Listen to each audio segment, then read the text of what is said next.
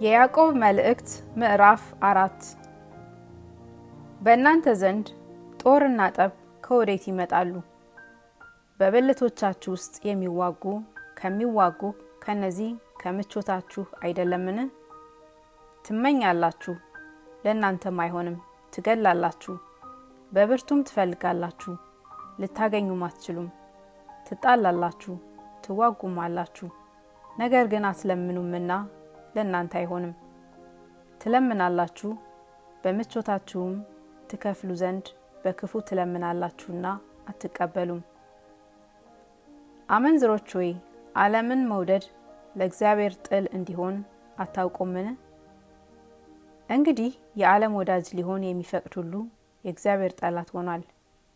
ወይስ መጽሐፍ በእኛ ዘንድ ያሳደረው መንፈስ በቅንዓት ይመኛል ያለው በከንቱ እንደተናገረ ይመስላችኋልን? ነገር ግን ጸጋን አብልጦ ይሰጣል። ስለዚህ እግዚአብሔር ትዕቢተኞችን ይቃወማል፣ ለትሑታን ግን ጸጋን ይሰጣል ይላል። እንግዲህ ለእግዚአብሔር ተገዙ፣ ዲያብሎስን ግን ተቃወሙ፣ ከእናንተም ይሸሻል። ወደ እግዚአብሔር ቅረቡ፣ ወደ እናንተም ይቀርባል። እናንተ ኃጢአተኞች እጆቻችሁን አንጹ፣ ሁለት ሐሳብም ያላችሁ እናንተ ልባችሁን አጥሩ። ተጨነቁና እዘኑ፣ አልቅሱም። ሳቃችሁ ወደ ሐዘን፣ ደስታችሁም ወደ ትካዜ ይለወጥ። በጌታ ፊት ራሳችሁን አዋርዱ፣ ከፍ ከፍም ያደርጋችኋል።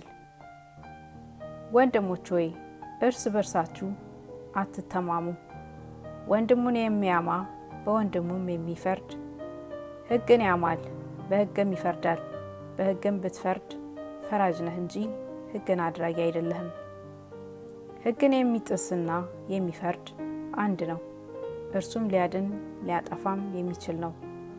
በሌላው ግን የምትፈርድ አንተ ማነህ? አሁንም ዛሬ ወይም ነገ ወደዚህ ከተማ እንሄዳለን፣ በዚያም ዓመት እንኖራለን፣ እነግድማለን፣ እናተርፍማለን የምትሉ እናንተ ተመልከቱ። ነገ የሚሆነውን አታውቁምና ሕይወታችሁ ምንድን ነው?